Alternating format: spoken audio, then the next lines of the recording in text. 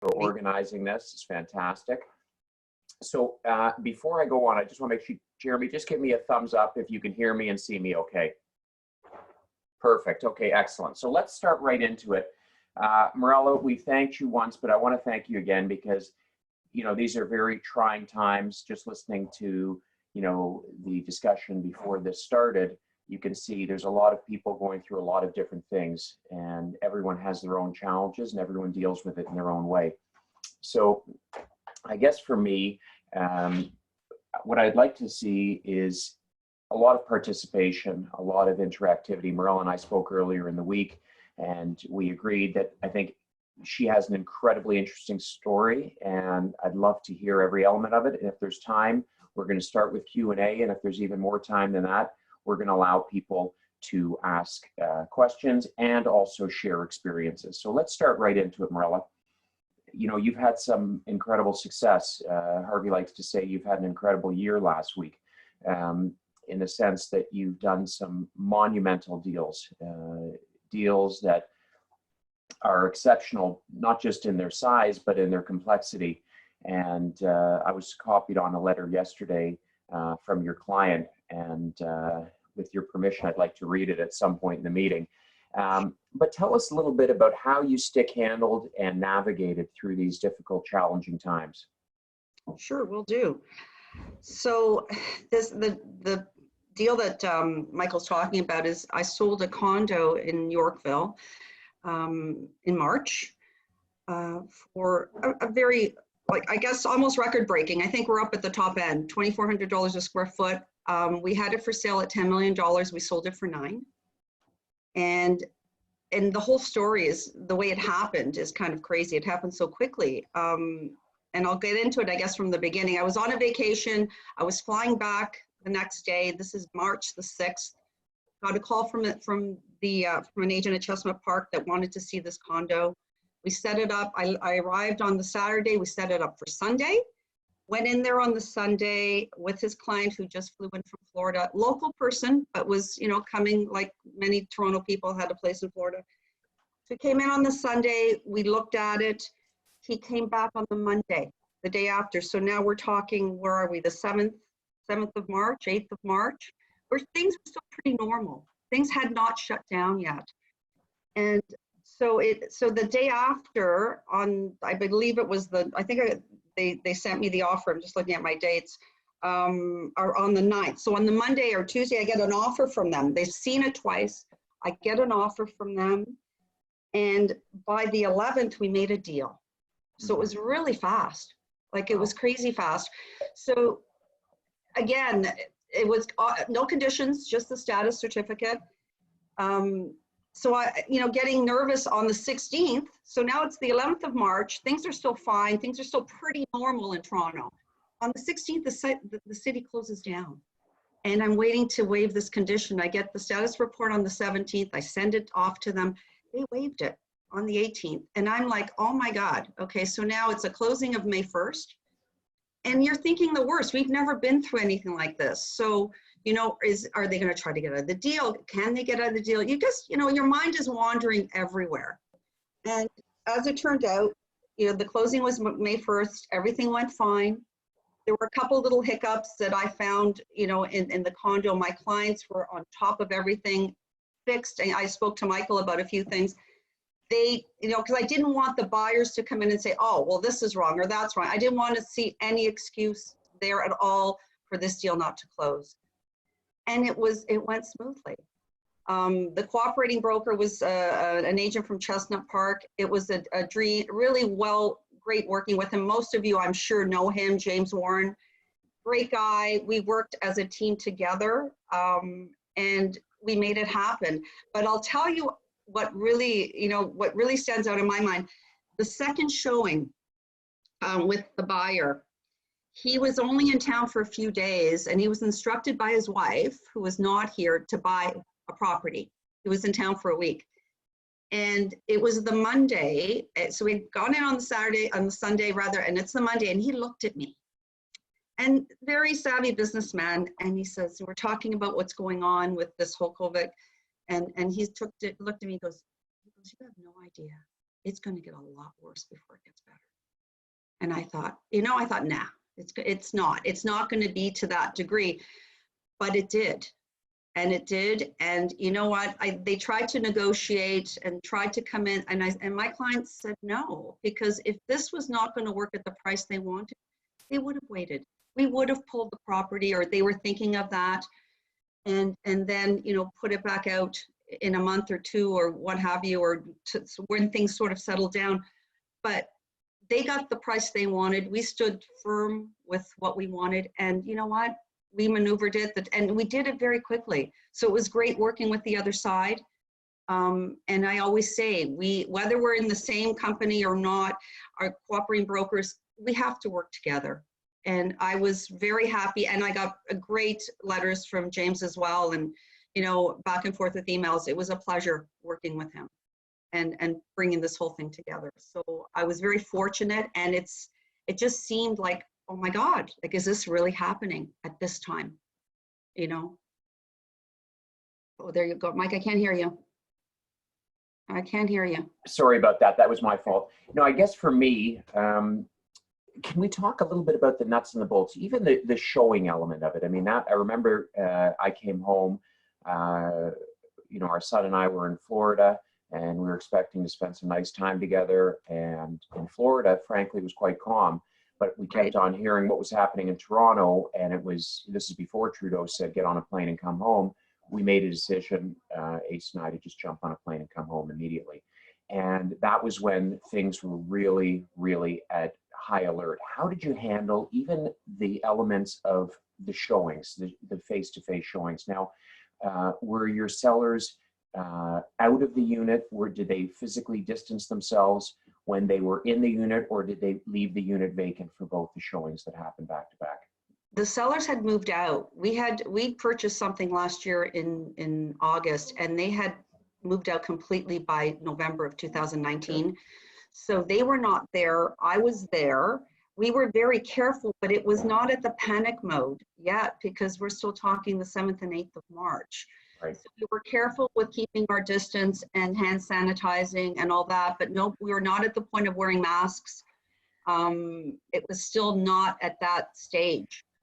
Right.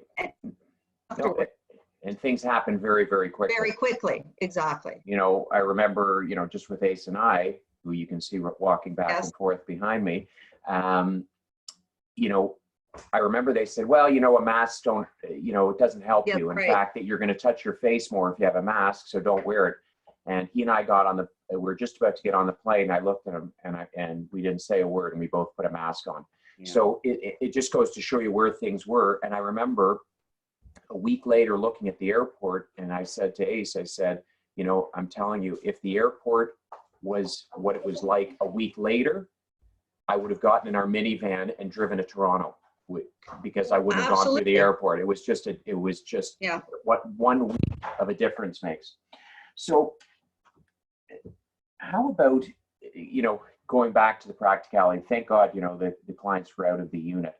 Can we talk a little bit further, because that monumental deal was not the only deal that you did. You did another very large deal, unrelated. Tell us a little bit about that.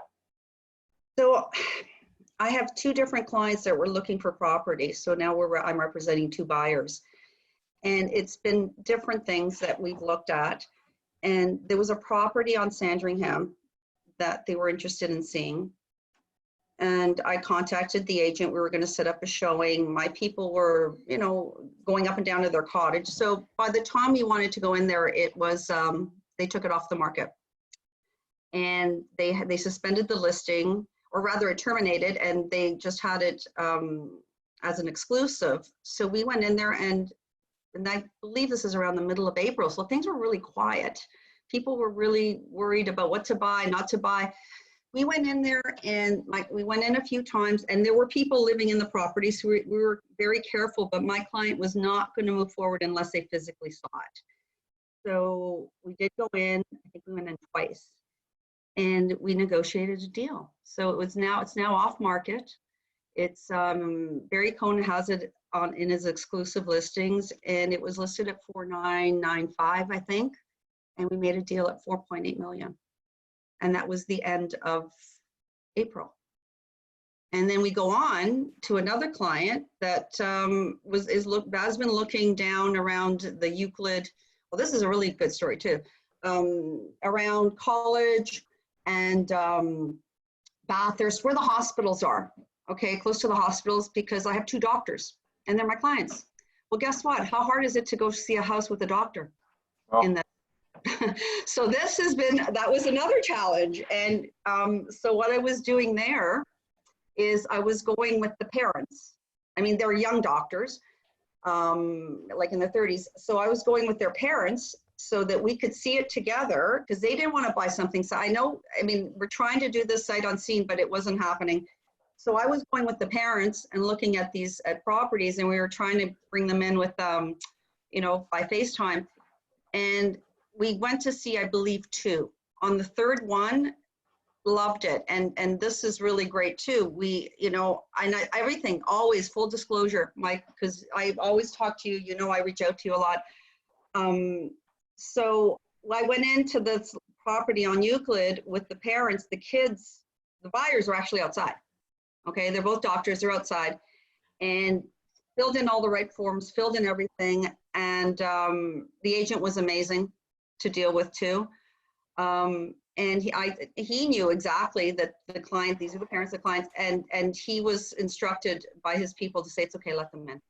So they were able to see it. One showing, made the deal, done. Just over $3 million. Love you, Dad. Love you, buddy. Have a good day. So it's been just, for me, I know this is a horrible time that's going on, but it's just, I guess the stars have lined up with certain people, and it's worked really well. And for them, and all I'm saying is, you never know, guys. Like, you know, we can't sit back and wait. If people want to see whether we're doing the Matterport tours, we're doing all that, show them, speak to them, keep talking to your clients. I mean, I'm blessed to have amazing clients. And, you know, a lot of mine is all personal based and then referrals, but those are my clients. I'm a bit old school, as you know, and these are the people I work with. And I've been blessed, and the right things have happened for them. So no one was afraid. It's like, yeah, let's do it. Let's move on. Mm-hmm. So it's just good stories. Yeah, they're great stories. Of just experiences. Right. And you see, you know, it's easy to see your clients are very loyal to you. Talk to us a little bit about that. How do you maintain contact with your clients, not just during this challenging time, but over the years? How do you maintain client contact? Like, you know, again, I'll ask at the end, I'd love to read the letter that was written by, you know, clients that I've seen on trade record sheets with you for, you know, yes, decades, you know, so. Exactly. Yeah. And these are friends and these are clients. And sometimes, as we all know, working with friends is sometimes even more challenging because you don't want to jeopardize the friendship, and you know, you want to do so well by them. So it can be even more challenging. Tell us a little bit about how you keep those relationships up and how they keep coming back to you. Well, the relationships go back years. And, you know, I do have a busy social lifestyle, which unfortunately now is not very social. Mm-hmm. But yes, their friendships are first. And I always say that, Mike. I said, we're friends first and then clients, because I'm blessed that a lot of my good friends are my clients. But it's constant. We stay in touch, whether it's a dinner or you know, just phone calls, and everyone knows what's going on with our children. And I guess in a lot of ways, I'm sure that your mom, Elise, and I see Miriam, I see Rhonda, you guys, I'm sure you're all the same. I know you're doing that. I know, like, I run into you at having dinner, Miriam, at, where were we, at Paese, and you were there with friends, clients, because that's who we are, that's what we do. And it's just, you know, for me, I've been blessed that way and they're loyal to me because I've always been honest. Mm-hmm. And that's really important. I won't tell them what they want to hear. I'll tell them the truth.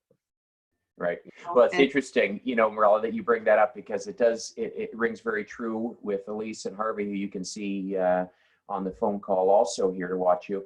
And, you know, I remember Howard Biederman once said, you know, he saw Elise and Harvey out with friends / clients and clients who would become friends, etc., in both directions. And he said, I think the reason why Elise loves the business so much is the line between friendship and client is so gray, and it goes both ways. It goes in both directions. And I think that's, that's very lovely. I remember many years ago, being at a party that Elise had at the old house on Beaumont. And I remember so many of the people who were there, there's friends, there's clients. And I remember one of the clients said something to me that really stuck. And they said, it's amazing. We moved into the bridal path and Elise put together a party of all the young couples who lived in the bridal path. I think there's maybe 5 couples who were, younger. Robert Herjavec, a number of other clients, Hal Springer, etc. And you can't imagine what that meant to them. It's funny because we always think, or I shouldn't say we always think, but sometimes it's a frame of thought, well, I've got to get them something exceptional, a gift, this or that. What's more valuable than time? Really? Answer, nothing. Money can be spent easily and can be replaced. Money can always be lost and found. Time can't. And when people feel as though you're giving of your time, they're appreciative forever. And it's so much so that, this is going back, a couple of decades that this client said this to me. And it really means something to them. And, I always say that in this business, people use the word prospecting and there's sometimes like a negative connotation to it. But I like to explain it that prospecting can take on so many different directions. Like some people, are into lead gen and they'll make 100 phone calls a day and they'll get one client and that works for them. Great. There are other salespeople like yourself who sort of plant the seed and continue developing that relationship year after year after year. And they don't want to hear 99 hangups from strangers. They want to keep in touch with their clients and continue the friendship and continue the relationship. Absolutely. And there are those who, a friend of mine once said, some of the best prospecting is done in the community, volunteering, giving back to the society. And you're on boards with people who are like-minded, enjoy the same causes. They like the fact that you're giving back. When they find out that you're in real estate, they want to do business with people who they see eye to eye with. So it's quite nice to see how you've built a very successful business. I don't want to call it old school, but the it way is. it's no, to me, what do they say? The right things will never go out of fashion. I really believe that, right? Exactly. Relationship building, all the technology in the world. If you're not interested in people see through it a mile away. They know if you're just in for the quick transaction, the quick closing and the quick payoff, and you don't maintain that relationship, they do it. I mean, there's a great stat, to paraphrase from the National Association of Realtors, they say that when clients are interviewed, 90% say they would work with the same agent that they worked with the first time. Interesting, yeah. 18% do, right? Say, oh, wow. 18% do. And what happens? There's one, and they always ask, well, geez, the 72% who don't, what happened? The answer, lack of communication. It's just lack of communication. That's what ends up happening is people just forget. And it's hard because you almost feel when a closing happens or a client buys a home, you feel, oh boy, I'm fired. I better get on to the next one. But the right attitude, in my humble opinion, is that that's the future of your business. The client who likes you, who knows you, who trusts you. Cultivate that relationship. Absolutely. And that's why even the referral clients, those you have the friendships, but people that refer to you, it's constant. It's whether it's Christmas, whether it's Easter or Hanukkah or whatever it is, you drop something off, make the phone call, because you got to keep that, even though they were referred by a good friend or a good client, they don't know you. So you have to start building that relationship. And that's where it goes on, and it goes on and it branches off. So, right. I mean, I'm blessed with that. I'm blessed to be at a company, and I say it all the time, Mike, because and I'll say it to you again, the Harvey's Kalles family is very special. And I'm blessed to be part of it with all these amazing people that I see in the screen, because we've got some real superstars. And that too makes a huge difference, because when you reach out to my friends, my colleagues to help with, they're there. And, and so are you all the time. Thank so you. That means a lot. Thank I you. learned, and Harvey and Elise, God, hats off to you, Elise. I don't know how you do it, but, so many words, so many things that you say come into my mind, honestly. you know, and I tell clients that all the time, the right person just hasn't walked in the door. Elise will say that to you. You know, I use the lines, I do. But you know, it's just great. It's great to do this because this is important too. Everybody needs to share a story. We have good, we have bad stories, but you know what? If we share them, it just and it's something to tell a client that was thinking, wow, you know, but this condo did sell for this much money during this time. So wow, Right. you know. One question I have, and then I'm going to see if we can open the floor. One of the things that, you know, I'm on calls all day long. I have to tell you, you know, I was just on with Tim Hudak and Minister of Employment and all these different people and everyone. But I have to tell you, the one message is, how are we transitioning to going back into business? You know, and I think that's the big one, right? And I've said this at the meeting and I'll say it again. To me, what separates us from success isn't the office being open and having the camaraderie and the collegiality, which of course all of us miss, and we would love to have it back. I know I can speak for everybody, but really what separates us is a mindset, is getting comfortable with the social distancing. And I speak to my kids about this all the time. And I say, you know, unfortunately their summer camp was just canceled. So, you know, Olivia's 20 and this would have been her 20th summer. I mean that literally. And they've never been without that. So I say to them, whatever we do, whether you're going to a friend's cottage or you're having a friend over or you're working on an assignment with a friend, you know, for school, it all includes social distancing. And it's hard to say that to everyone, but that's the reality, is this is going to be part of our existence. We have to accept that. Social distancing is going to be part of what we do. And I don't want to spend this time speaking about protocols, but I do want to talk about how do we, and we'll talk a little bit more about this on Monday, but how do we take that next step in a responsible, comfortable way where we don't let our guard down, where we don't sacrifice what is the most important thing, our health. Of course. Right. But yet we see that the business is opening up. You know, there's story after story. Mirella's just told us stories about, you know, 3 properties. You know, Elise put out a new listing on Russell Hill, I believe. You know, she had, you know, I think 9 showing requests in one day. It's just changing. It's just changing around us. And I shared the statistics with Mike's stat of the week, but I shared it during the sales meeting. Things are just, you know, it's not increasing by a small amount, it's increasing by large amounts, showing requests, etc. And it's something that we all have to think about. Let's open it to the floor. How are people feeling? How are people, you can ask a question to Mirella specifically. Jeremy, maybe you can keep an eye on hands up, or you can just put your hand up if I see you. Jeremy, you go ahead. Marion had a question in the chat, and I'll just okay, excellent. first. She wants to go back to the condo sale, and she was just wondering about the negotiation and if the original offer was any lower than where it ended up. Like, how did you go about the negotiation? Oh, it was quite a bit lower than where we ended up, but and we brought it up I mean, the negotiation went back and forth, but it was just very quick, Miriam, and it was under, we sold at 9. I believe it started at 8. So they came in $1 million or $2 million under list. Okay, but they wanted to see, you know, they were testing to see what was going on, but we just stood our ground at our price, and we got it. So, because in my heart of hearts, honestly, to me, the property was worth that number. It wasn't worth, I mean, it would have been nice a little bit more, but it was a $9 million condo. And that's why my clients were really happy with it. But we weren't going to go a penny under that. I felt that they were willing to wait it out.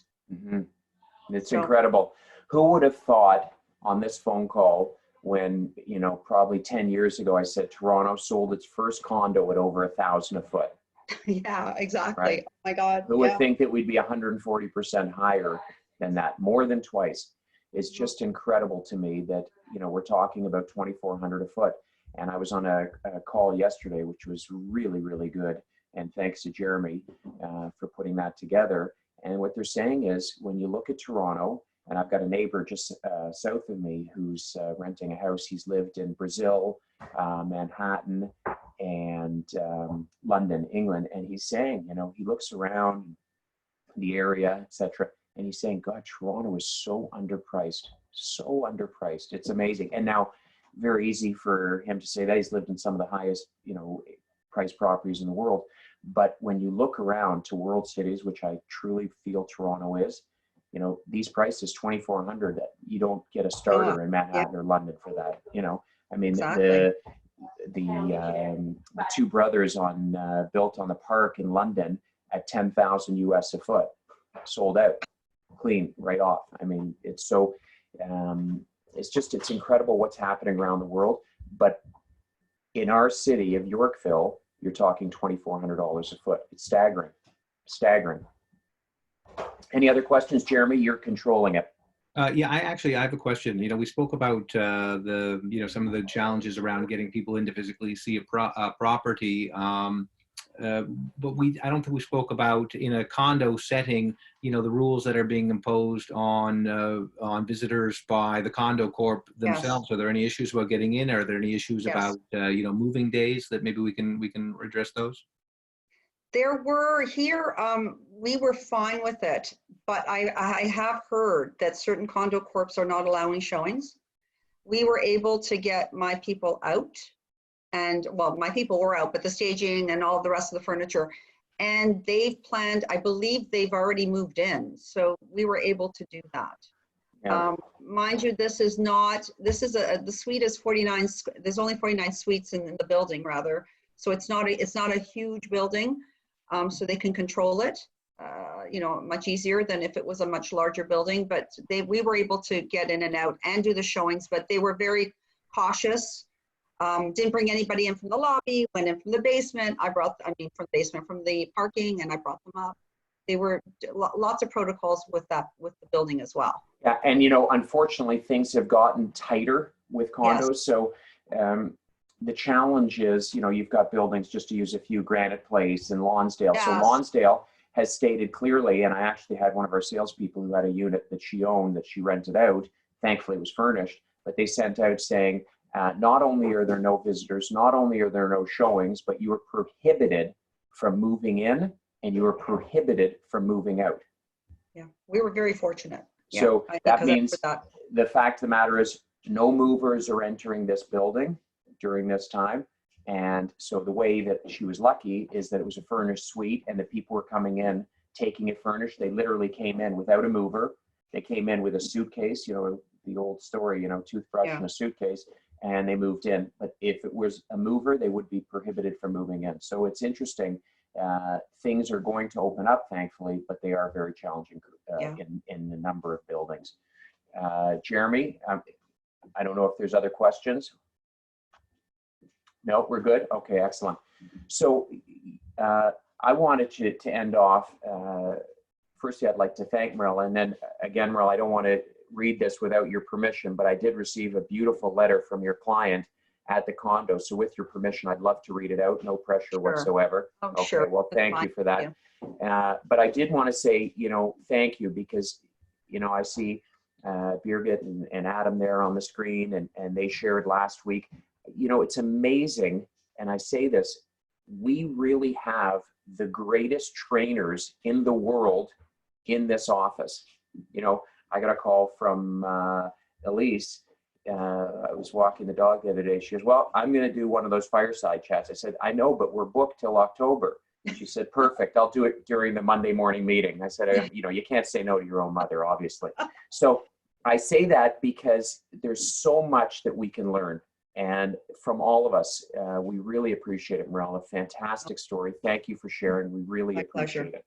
So I'm going to, instead of the quote of the meeting, I'm going to read a beautiful letter. Hello, Mike. We hope that everyone is safe and well. Carla and I would like to reach out to express our gratitude to Mirella and her team of professionals from Harvey Kalles Real Estate for the very positive experience we had selling our condominium during this unprecedented time. COVID-19 is and will continue to be one of the defining moments of our lifetime. This unprecedented situation only accentuates the level of resolve one must have to complete such an important transaction. The listing strategy was well thought through and executed. Mirella operated with a determined level of focus throughout each step of the process, even as the crisis affected every aspect of day-to-day life. This level of professionalism resulted in one of the highest transaction price realized per square foot in the history of Toronto real estate. Every dollar of value was realized for a condominium of this caliber. A sincere thank you goes out to Mirella and Harvey Kalles Real Estate for an excellent job and an excellent result. Best regards.